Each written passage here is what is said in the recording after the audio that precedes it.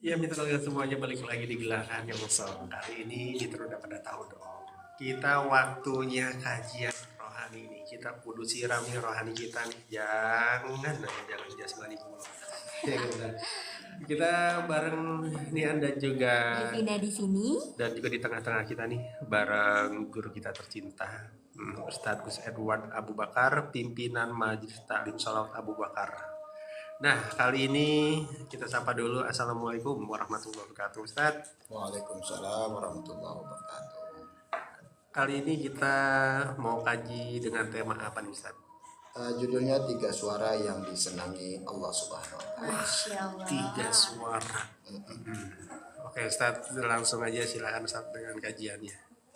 Baik, assalamualaikum warahmatullahi wabarakatuh.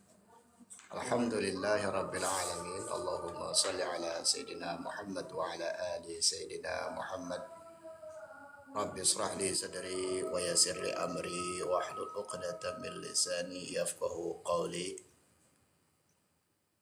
Amma ba'du, yang saya hormati mitra Al-Gangga di mana saja Anda berada, semoga Allah berikan sehat walafiat, panjang umur, berkah selamat dunia akhirat, segala doanya, harapannya, juga cita-citanya semoga Allah ijabah.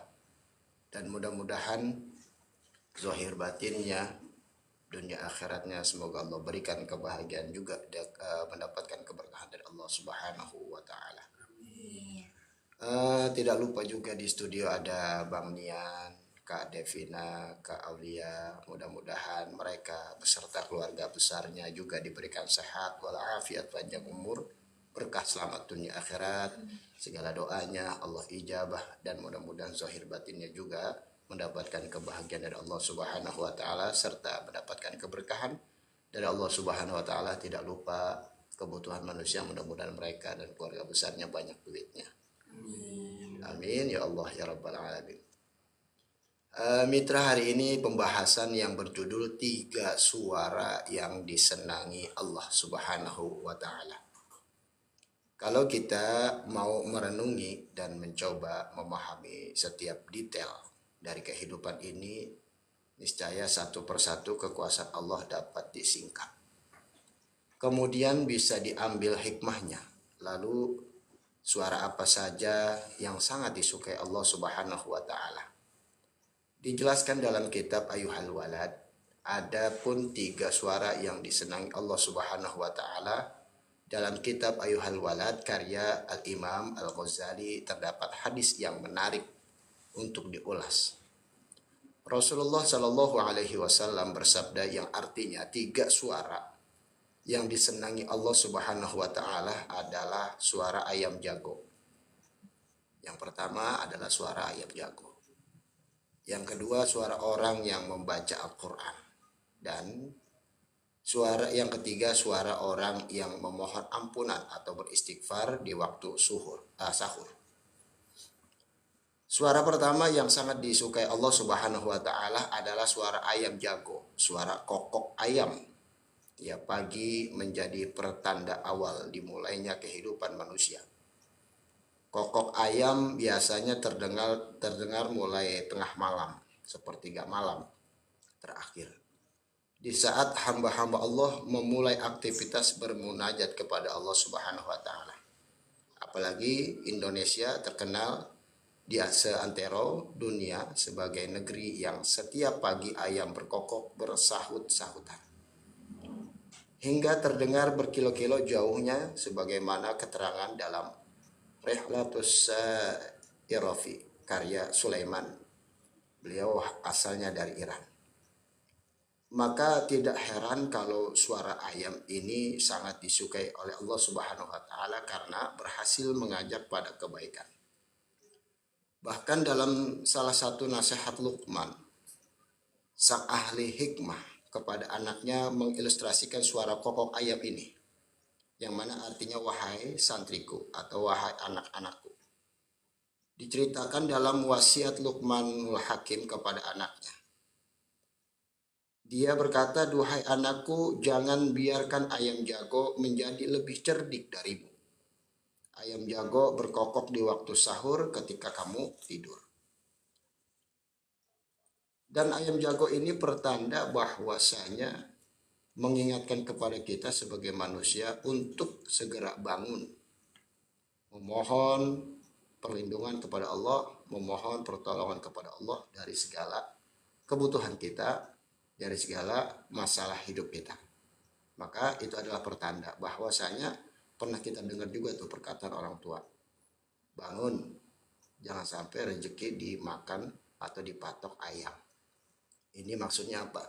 Kita main dulu-duluan sama ayam jago, kita bangun. Di sepertiga malam itu kita bangun, kita melaksanakan bertobat kepada Allah Subhanahu wa taala, melaksanakan sholat, melaksanakan istighfar, dan syukur-syukur kita banyak-banyak bermunajat kepada Allah, karena salah satu tanda doa yang diijabah adalah di sepertiga malam.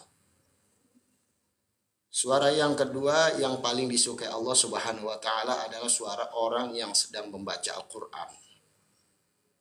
Kitab suci yang diturunkan kepada Nabi Muhammad SAW ini sebagai referensi dari kalam Allah yang mempunyai keistimewaan sendiri.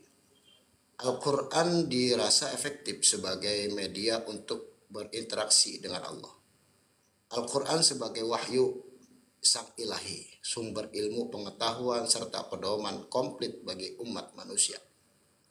Menyadari hal ini, seharusnya Al-Quran menjadi prioritas dalam hati umat Islam untuk direnungi, dikaji, dihafal, minimal dibaca.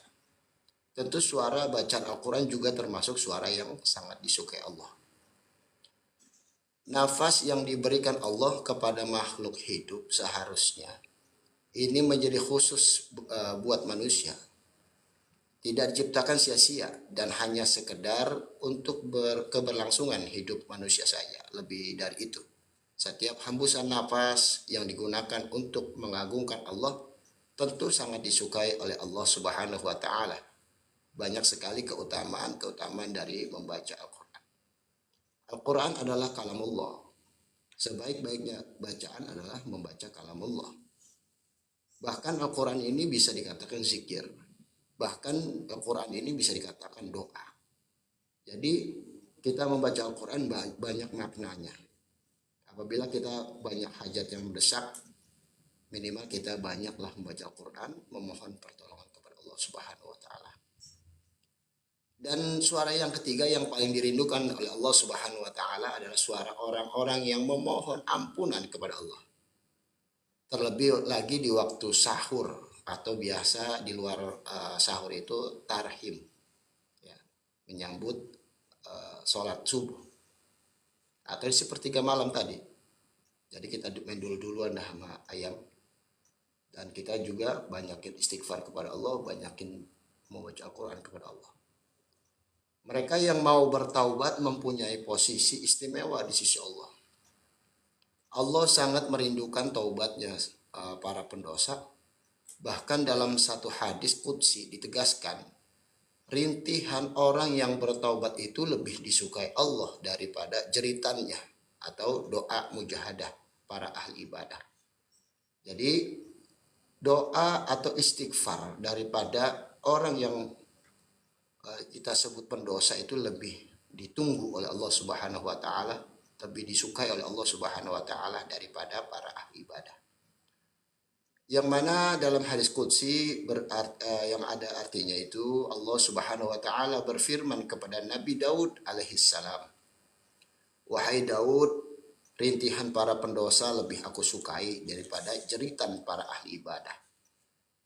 Dalam banyak ayat Al-Quran juga dijelaskan tentang fadilah istighfar di waktu sahur ini, diantaranya bi ashari wal mustaghfirin, dan mereka yang memohon ampun kepada Allah Subhanahu wa taala di waktu sahur sebelum terbit fajar. Quran surat Ali Imran. Lalu ada juga firman Allah Subhanahu wa taala dalam Quran surat Az-Zariyat ayat 18 yang artinya, dan di akhir-akhir malam mereka memohon ampun kepada Allah Subhanahu wa taala. Maka tidak heran amalan-amalan istighfar yang dilakukan di pagi hari, khususnya waktu sahur dan subuh, itu sangat ampuh karena memang disukai oleh Allah Subhanahu wa taala. Salah satu amalan istighfar Yang populer adalah amalan yang diijazahkan oleh Abuya Sayyid Muhammad bin Alwi Al-Maliki dan banyak dikutip oleh para ulama dalam karyanya, diantaranya dalam kitab I'anatul Talibin. Bisa disebutkan pula sebagai amalan yang melancarkan rizki. Inilah keistimewaan daripada istighfar. Diriwayatkan dalam banyak hadis sahih, sebuah hadis bahwasanya Rasulullah Shallallahu Alaihi Wasallam memerintahkan sejumlah sahabatnya untuk mengamalkan bacaan ini untuk melapangkan rezeki. Sebagian ulama mengatakan amalan ini teruji dalam melapangkan rezeki lahir maupun batin. Bacaan yang dimaksud ialah la ilaha illallah al-malikul haqqul mubin. Setiap hari dibaca 100 kali. Dan subhanallah wa bihamdihi subhanallahil azim astaghfirullah. Setiap hari dibaca 100 kali. Para masyayikh banyak menganjurkan sebaiknya bacaan ini dibaca setiap antara selesai sholat sunnah qabliyah subuh dan sholat subuh. Jika terlewatkan maka dibaca ba'da subuh atau sebelum matahari terbit. Jika terlewatkan, maka dibaca setelah matahari terbit, yaitu waktu duha. Intinya, sebaiknya jangan sampai terlewati hari tanpa membaca amalan tersebut.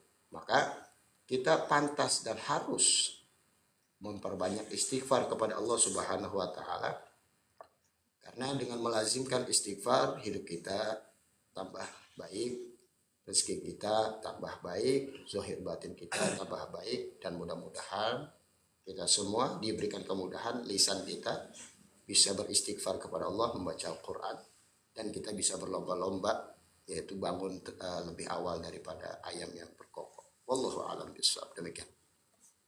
Ya alhamdulillah buat netizen-netizen semuanya, itulah tadi kajian yang disampaikan oleh guru kita Al-Ustadz Edward. Buat mitra nih yang mau nanya-nanya seputar tema atau di luar tema, boleh silakan di 0811186003. Mungkin Devina ada yang mau ditanyakan? Ada dong Bang Nian. Oh, silakan. Ya Pak Ustadz sudah siap menjawabnya? Insya Allah. Oke, tadi Pak Ustadz menjelaskan kalau misalkan suara yang disenangi Allah itu yang pertama itu ada suara ayam jago atau ayam berkokok. Nah kira-kira tuh ada hubungannya nggak sih Pak Ustadz sama hal ayam kokok tuh katanya tuh menandakan turunnya malaikat yang membawa rahmatnya. Nah kira-kira ada hubungannya nggak tuh Pak Ustadz dengan kalimat tersebut? Jadi ayam hewan itu sangat tahu akan kondisi goib. Ya, malaikat itu kan goib. Manusia mungkin tidak tahu ada malaikat atau ada makhluk yang lain. Tapi makhluk Allah yang lain salah satunya ayam. Itu diberikan keistimewaan, dia dapat bisa melihat alam goib lah. Salah satunya malaikat. Kalau dibilang ada keterikatan nggak sih? Ada. Karena ketika subuh itu para malaikat turun. Turun bagaimana? Menunggu siapa yang lebih awal sebelum subuh ya. Siapa yang bangun duluan? Salah satunya apa? Ditunggu untuk apa? Doanya diijabah. Yang kedua, dilancarkan rezekinya. Jadi malaikat itu kayak menaburkan rahmat dari Allah di waktu sebelum subuh ataupun di sepertiga malam. Dia bicara keterkaitan ada. Maka ayam itu berkokok itu bukan hanya berkokok dia semau dia. Pasti dia pun digerakkan oleh Allah dan dia melihat petunjuk dari Allah Subhanahu wa Ta'ala. Salah satunya turun berjuta-juta para malaikat untuk menunggu siapa nih yang bangun, gue mau bagi duit gitu bahasanya. Siapa nih yang datang lebih awal, gue mau kasih nasi padang gitu. Jadi itulah salah satu pertandanya ada keterkaitannya.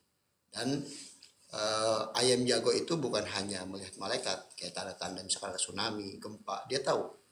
Karena bukan dia tahu dengan feeling dia ataupun bisa dikatakan ayam jago ini kayak dukun gitu.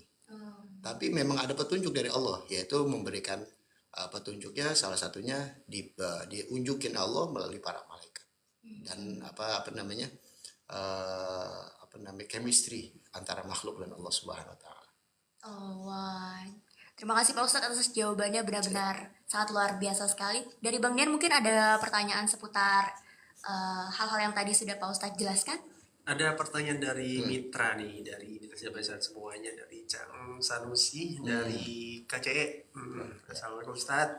Terus Waalaikumsalam. mau tanya nih, saya sering mendengar orang bilang saya tergantung bagaimana sikap Anda baik, saya baik. Sikap Anda buruk, saya pun demikian. Sedangkan Nabi kita Muhammad SAW ketika dakwah di Taif dilempari batu hingga giginya patah, tapi malah didoakan. Bagaimana tuh Gus menyikapinya? Baik, ada pernyataan gini, kalau lo baik, gue baik. Kalau lo jahat, gue lebih jahat. Itu pernyataan kuno. Kalau pernyataan yang nggak ada habisnya, nggak bakal kuno walaupun ini jadul, yaitu disikapi oleh Nabi Muhammad SAW, benar sekali Bang Jan. Jadi kalau ada orang jahat sama kita, ada orang baik sama kita, kita lebih baik. Kalau ada orang jahat, kita jangan lebih jahat. Seharusnya lebih baik daripada dia. Misalkan ada orang fitnah, ya udah biarin aja bodoh amat gitu kan. Intinya gini, kenapa dibodohin amat? Masalah kita udah terlalu banyak. Jangankan kehadiran dia, masalah yang sebelumnya, yang lainnya itu walaupun tanpa berhadapan dengannya udah banyak. Jadi bagaimana kita fokus untuk baik kepada orang lain, tapi terkhusus kita baik dulu sama diri kita. Diri kita ini dibelah. Ada buat diri kita, ada orang tua kita, keluarga kita, yaitu kita sebut misalkan suami kita, istri kita, anak kita. Jadi kita fokus dengan diri kita dulu. Bukan berarti fokus dengan diri kita lalu egois orang lain tar aja gitu ya. Tetap kita lakonin, kita jalanin baik sama diri kita, baik sama orang lain juga. Sering saya dengar itu dulu saya masih jadi anak apa ya, AGJ kali ya. Oh, kira anak boyband. Anak boyband saya nggak bisa joget, nggak bisa nyanyi. Jadi waktu masih AGJ itu anak gaul Jakarta. Jadi bahasanya gini Bang Dian, bener banget itu. Lu baik sama gue lebih baik, lu jahat sama gue lebih jahat, gitu ya. Ini kuno gitu. Coba kita dengan logika. Kalau ada orang jahat sama kita lebih jahat dari dia. Berarti apa? Ada iblis lagi nyesatin kita lebih sesat daripada iblis nyesatin iblis. Nah logikanya gitu aja. Salah satunya nggak usah kalau Nabi Muhammad jelas sebagai contoh. Saya ada sebuah kisah nih dari pendakwah legend. Anaknya, putranya memberikan cerita. Di lingkungan dakwah nih ada yang syirik sama dia. Bahkan bukan syirik aja. Fitnah ataupun bahasa dihujat secara langsung, dihujat secara langsung, dia tidak membalas tuh. Dibilangin sama guru, sama yang lain, mau ulama yang lain, kita sebut aja namanya Kiai Haji Jadrin MZ. Sama gurunya, sama orang tuanya dibilang, Ji, lu balas aja gitu. Dia udah kelewatan tuh, nyakitin lu mulu gitu ya, terus fitnah lu mulu dan lain sebagainya. Lalu kata sang legend ini jawabnya apa? Kalau saya membalas, apa bedanya sama dia? Nah, simple tuh, pendek, cuman wah maknanya luar biasa. Ini yang kita ambil ibroh atau pelajaran, biar apa? Orang lain bodoh amat nyakitin kita, walaupun kita nggak kuat. Hakikatnya kita nggak kuat, jelas nggak kuat. Mungkin fitnah sangat kejam daripada pembunuhan. Nah, bahasanya lebih baik kita membunuh tikus daripada memfitnah orang gitu. Nah udah simpelin aja. Cang Sanusi juga lebih paham sebenarnya. Ini pertanyaan mungkin ada pertanyaan yang menjadikan kita belajar semua. Udah, kalau ada orang yang baik kita lebih baik, kalau ada orang jahat kita tetap baik. Pada nyatanya kalau kita mau berbuat baik kepada orang yang jahat, nanti Allah gerakin hati sang penjahat itu mendapatkan hidayah dari Allah, petunjuk dari Allah Subhanahu wa taala. Karena dengan jahatnya orang kita lagi diuji, lagi dilihat sama Allah. Ayo, gua kirim nih orang jahat.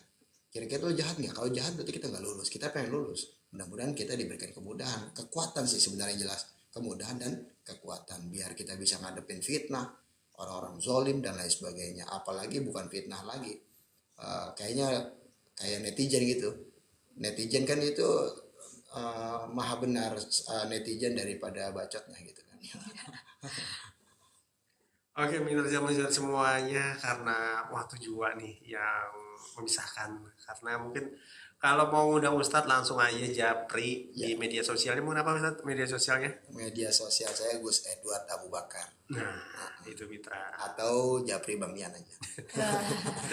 Boleh. Bisa aja. Pokoknya mau undang-undang Ustadz langsung aja japri di media sosialnya Ustadz bisa ada Abu Bakar atau japri Bangin sama aja. Ya, terus datang berdua. Alhamdulillah. Itu dia maksud saya sih, Ya, kalau ditemenin Bang Nian anteng. nggak saya nentengin berkat yang mahal ya. Bawa besek ya. Iya. Alhamdulillah Bang Nian nih. Ah. Alhamdulillah dari sekarang ini sampai Desember ya kalender saya full. Ya, full, luar biasa. Kalender. Oh, Bukan jadwal. oh. Iya. Oke Ustadz, doa penutupnya Ustadz buat Baik. kita semuanya. Baik Mitra Gaga, kalau bicara mudah menjalani hidup, pasti kita nggak bakal mudah. Tapi indahnya kita memiliki Sang Ilahi, Tuhan kita yang tidak pernah membatasi kita untuk memohon, untuk memperbaiki diri kita. Maka tugas kita adalah terus berdoa, terus memperbaiki diri kita. Orang lain mau nilai apapun sebodoh taing, kalau kata orang Sunda mah gitu ya. Kalau kata orang Betawi bodoh amat. Kalau kata orang Jawa ini lebih telak lagi, sekarapmu. Nah, jadi udah OTW aja kepada Allah Subhanahu wa taala. Karena apa? Yang kita pikirkan bagaimana hidup kita bisa kita jalanin. Yang kedua, tanpa kita sadar ini, kita semua bergantian mati. Lalu kalau kita mati, udah siap belum amal kita? Terus ketika kita mati, ketika itu tergantung kebiasaan kita. Kalau kebiasaan kita fitnah, berarti mati kita dalam fitnah. Kalau kita biasanya baik sama Allah, senyum sama para manusia, baik sama para makhluknya Allah, insya Allah kita diberikan kemudahan ketika kita mati dalam keadaan husnul khotimah. Maka tugasnya kita memperbaiki diri kita, jangan memperkeruh atau memperbanyak daripada dosa-dosa kita. Bismillah, OTW kepada Allah Subhanahu wa taala, walaupun itu tidak mudah, karena kasih sayang Allah sangat nyata buat kita untuk hidup yang hakiki atau yang kekal abadi di akhirat. Mudah-mudahan Allah mudahkan itu semua masuk ke dalam surganya Allah Subhanahu wa taala. Mari kita berdoa kepada Allah, mudah-mudahan doa-doa kita diijabah oleh Allah Subhanahu wa taala. Astaghfirullahaladzim, astaghfirullahaladzim, astaghfirullahaladzim, alhamdulillahi rabbil alamin. Allahumma salli ala Sayyidina Muhammad wa ala ali Sayyidina Muhammad. Rabbana dhallamna anfusana wa illam taghfir lana wa tarhamna lanakunanna minal khasirin. La ilaha illa anta subhanaka inni kuntu minadh dhalimin. La hawla wa la quwata illa billahil aliyyil azim. Allahumma arinal haqqa haqqa warzuqna ittiba'ah wa arinal batila batila warzuqna ijtinabah. Allahumma aftah lana hikmataka wansur alaina min hazaini birahmatika ya arhamar rahimin. Rabbana atina fid dunya hasanah wa fil akhirati hasanah wa qina adzaban nar. Wa sallallahu ala sayyidina Muhammadin wa ala alihi wa sallam. Walhamdulillahi rabbil alamin. Assalamualaikum warahmatullahi wabarakatuh.